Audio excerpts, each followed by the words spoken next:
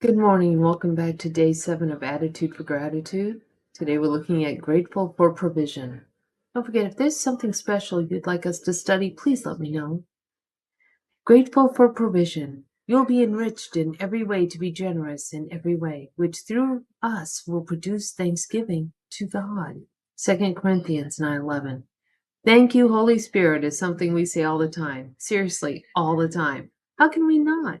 God is so good to you, and not because he gives you gifts as a loving father, but because loving you as the Father is his greatest gift.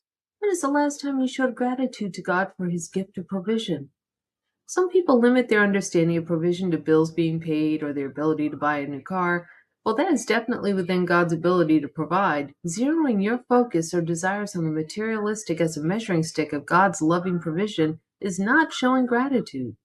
If you see God as your sugar daddy or a genie in a lamp, then you may not know God at all. If the extent of your gratitude is based upon the last time God bailed you out of something sin led you into, then that's a performance-based relationship, and it's also super toxic.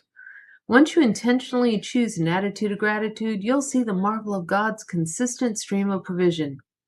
Years ago, I began asking the Holy Spirit to show me what I call tangible bites of spiritual fruit. I wasn't testing God, but in that season, I needed to place my hands in the nail-scarred palms of Jesus. Daily gifts began to come my way.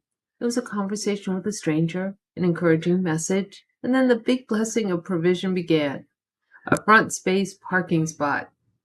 Yep, you heard that right. One day as I looked for a parking space, there it was, right in the front of the store I was heading into. I laughed and said, "Thank you, Holy Spirit."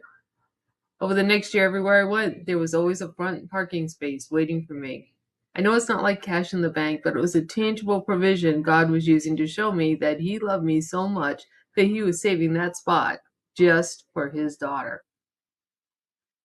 Showing gratitude show gratitude for God's provision by intentionally naming everything you experience throughout each day that is directly related to God's gift giving. That would include everything from God providing you with the gifts of life to possibly the front space parking spot you just drove by. So, as a call to action, I pray you have been blessed by these truths about gratitude. Let's stay in touch as you walk through the journey of life, and please continue to follow, share, and like our pages. Thank you. Have a blessed and joy filled day.